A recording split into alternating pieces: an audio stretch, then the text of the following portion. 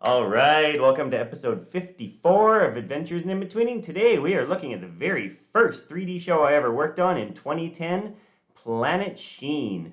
We're going to look at and break down 30 seconds from the episode Drakbog Baby. Someone appears to have left us an egg. Huh. I wonder what that would look like upside down. Why are you anti-egg, Nesmith? Were you teased by eggs as a child? Did eggs steal your girlfriend? Brilliant plan. So blindingly brilliant, in fact, that I have to wear a pair of sunglasses. Singular, because I've only got the one eye, you know. Every time I stand between this Drakbog and Drakkie, it roars. Nesmith, do you know what this means? They must have eaten Sheen alive!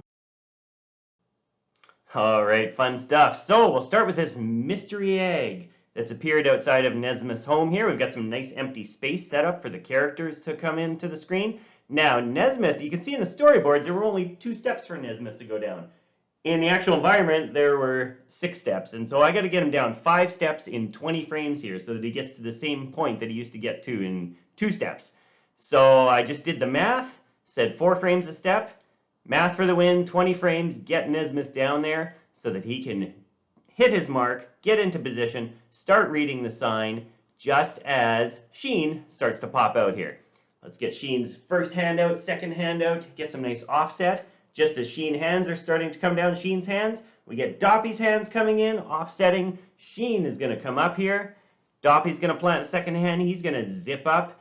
Nesmith's going to react back a little bit.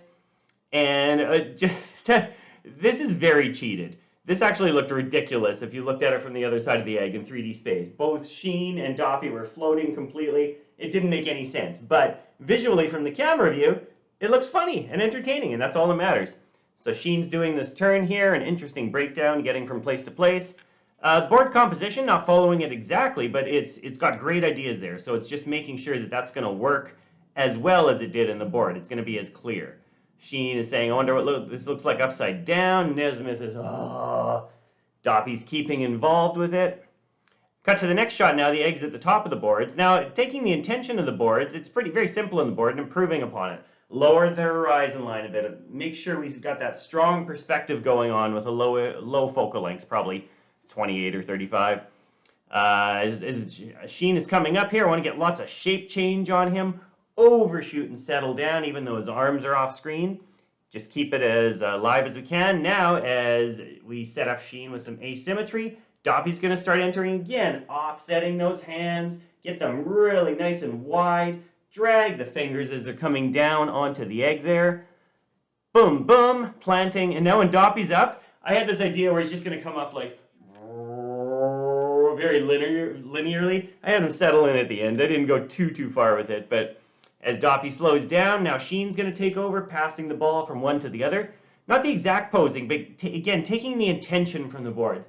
Leaning forward, and I wanted to keep their silhouettes clear from each other. The boards were a little bit crowdy, but in the boards, they were drawn a lot bigger compared to the egg. So this was their real size. The egg was actually quite a bit bigger in the 3D geometry in the sets.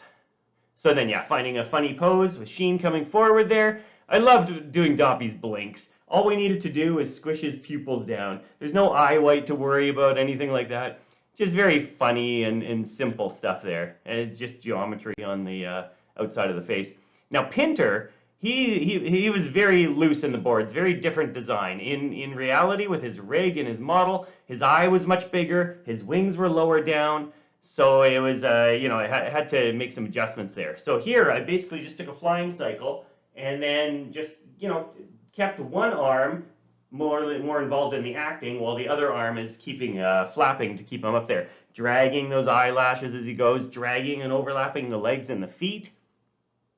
I found that as long as I kept one wing flapping, it didn't look like he was just kind of floating there. It still looked like he was flying. It gave us that feeling. So he's flapping on the one side there as he's reaching off screen to get something else. Got to keep an interesting posing here and some nice asymmetry with the legs.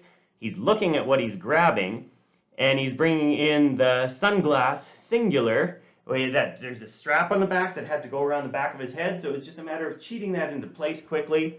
As long as we keep flapping that one wing, we get this illusion of flight continuing. He can use that other hand with the elbow there and pointing at the sunglass. singular, eyeglass, sunglass. It's just a silly joke, and a lot of kids might not even get that, but it's funny stuff. I loved Pinter's mouth shapes. Great design. It lets us get terrific silhouettes with him as well. That lower lip would pop in front and behind of the teeth a lot. It's just really, really nice shape and color changes there. So now in this shot here, the egg is already cracked, and that was actually because the uncracked egg and the cracked egg had some differences, so they weren't easily swappable. So I was thinking, okay, I got to start with the cracked egg here, because otherwise there's going to be this big pop when we switch eggs, and it's not going to work at all. So we got this stagger going on here as the egg's getting ready to hatch. Starts to explode here. Boom, on the next frame. Here goes all the pieces flying. So looking at this now with all the dust and all the effects, I could have easily swapped one egg out for the other one. There wouldn't have been any, nobody would have noticed it. But I think starting with the cracked egg still kind of worked.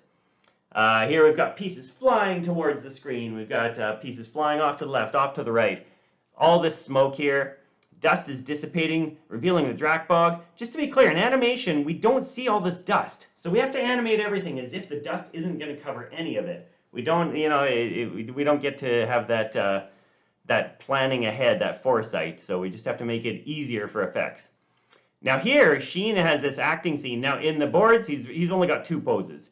They're very rough, not a lot of detail there. So got to come up with some acting. Let's get, Sheen is not often thoughtful, and here, so get some nice asymmetry in the eyes, get some interesting arm poses. He's actually making a logical conclusion here. He's saying, if this, then this, which is, for Sheen, I mean, he often makes jumps in logic that don't make a lot of sense. So here, it's all about selling that acting and playing up to the dialogue, dragging that hand across there. Once you got the hand in place, overlap the wrists, settle those fingers, keep everything alive. Now reversing back the other way, one side to the other, overlapping those hands, overlapping those fingers as they come up. Sheen's talking away here. Eye direction is a big part of it, selling what he's thinking. He goes into this eye roll. Hands coming up, offset. Always get some asymmetry in there when you can. And then when the hands are coming down, one then the other, Sheen realizes, wait a second, this means this. He's actually put 2 coherent thoughts together. Now we're going to tighten that silhouette for contrast, and then we're going to open those hands as he's leaning forward. And then once we get forward, we want to keep going, let's close those hands again. Get some nice shape change, consistent, continual, and all supporting the acting and the dialogue. Now Sheen's going to anticipate down here. Shoulders are going to come up. Clavicles are something you can really play a lot with. As the body comes up, the clavicles drag. As the body goes down, clavicles drag. Then bring those hands in for a pleasing, tight silhouette. Last but not least here, Dorkus was a lot of fun to animate. He was almost a skeletal character, so it was really, it was easy to get cool silhouettes with him. Pinter is going to continue his flapping cycle here. He doesn't need much going on. He just needs to be reacting to Dorkus. Dorkus anticipating down. Get some nice silhouette on the screen left arm there. Hands coming up. Open those hands. Get those arms in. Tight silhouette. Head down. And the head's going to start to come up. Pinter's going to react back on a diagonal there. Get the contrast with those skeletal hands. And then he's going to bring those hands down. Get them in the same place, tighten that silhouette, and continue and open up some negative space with the screen right arm there. Get some rotation on that jaw. Could play a lot with him on that jaw, moving it around. He's such a silly character. And again, the boards here, and you see the contrast between those 2 poses. The boards here were very simple, just that one pose really, and so it was important to come up with some acting that matched up to the dialogue, listening to it over and over and over, acting it out, and getting that into the character. And that's 30 seconds of Planet Sheen. Shout out to a few people that I got to reunite with on this project. Tony Power, Chris Woods, Chad Vandekeer, Ian Friedman. It's wonderful, animation's fun, but the people are the best part of it. Thanks a lot. See you next time.